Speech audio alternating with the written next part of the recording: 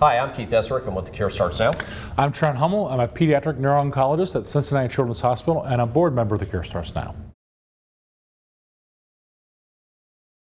We wanted to talk a little bit about medulloblastoma and what to do when you're diagnosed with medulloblastoma.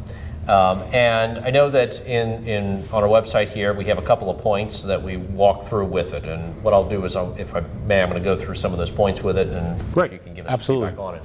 First and foremost, one of the things that we talk about is really defining and getting linked into kind of a community, if you will, and making sure that your hospital is part of an organization such as PBTC, Pediatric Brain Tumor Consortium, COG, Connect, PNOC, and some of the other ones. Right.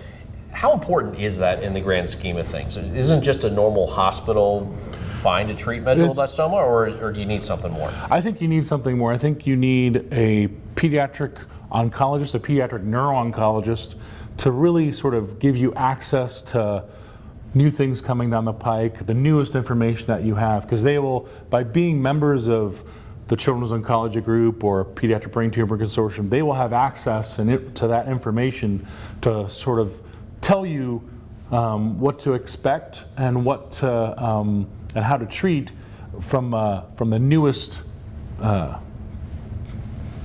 strategy, newest protocol right, that comes exactly, down the line. Exactly. Well, and then that kind of leads me into the second point with it, which is you're building a network, you're building a sources on this.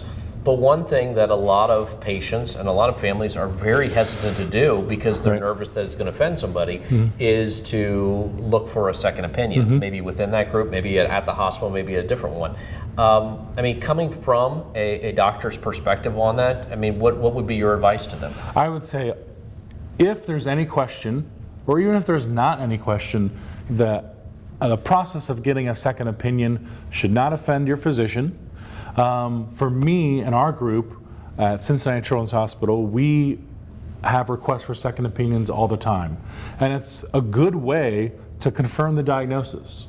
It's a good way for you to feel comfortable that the team that you have knows what they're dealing with.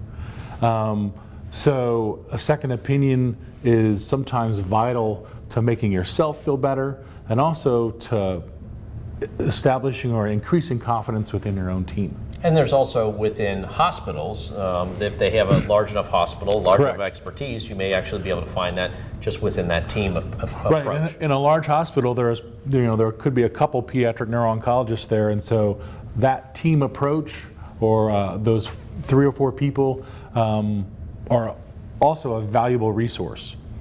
Now, from there, we've built a community. We have at least some sort of structure and some flow of information.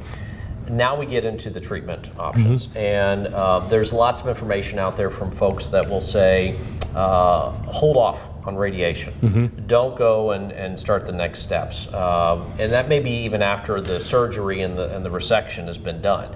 How important is it to time your radiation involvement? It is crucial that radiation starts at an appropriate amount of time.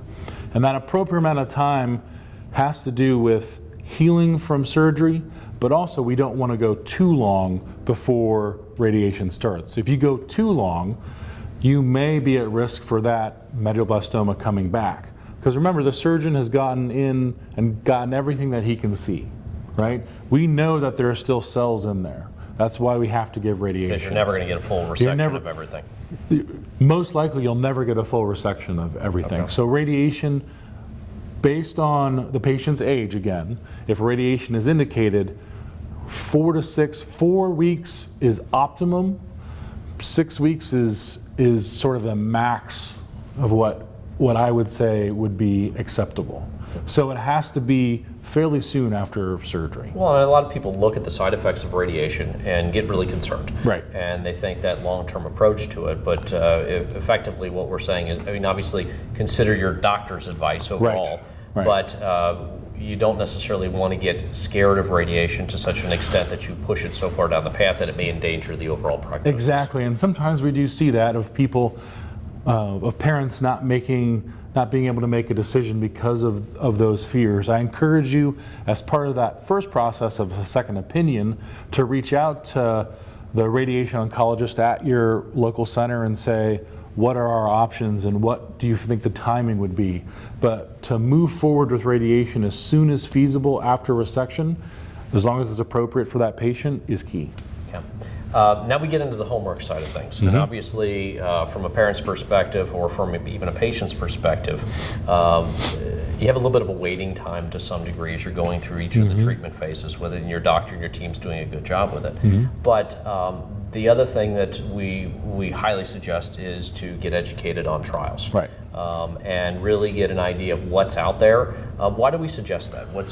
Well, I think we suggest that is the first thing to educate yourself on is to know the subgroup of your child's medulloblastoma. Know that because, as I said earlier in another video, trials will be determined about basically what subgroup you have. Okay.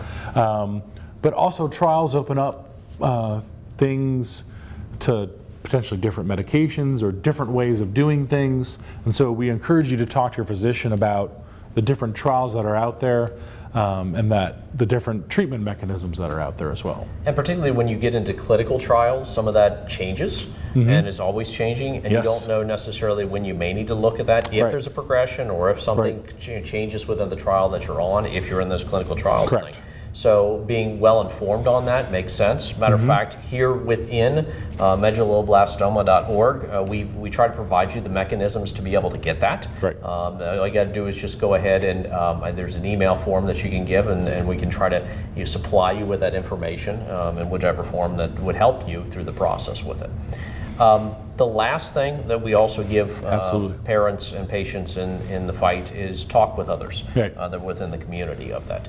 And I'll speak a little bit to that because from that network, you may learn about things that you may not know just from reading online or even talking to your doctor.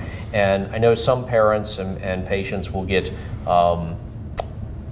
a little timid sometimes in getting that information with it, even from those that may have not been as successful in that.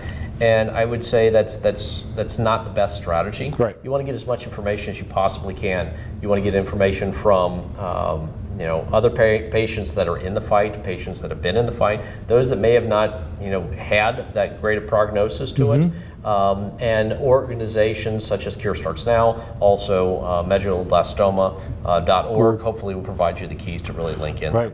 And the other parents are key to understanding, you take all that information from what the other parents have told you. I'd encourage you to go talk to your physician about that. They should be more than willing to sit down and say, hey, I talked to this person, this is what they experienced. Why am I not experiencing that, or should I experience that? And the more information you have, the more power you have. Knowledge is power when it comes to that.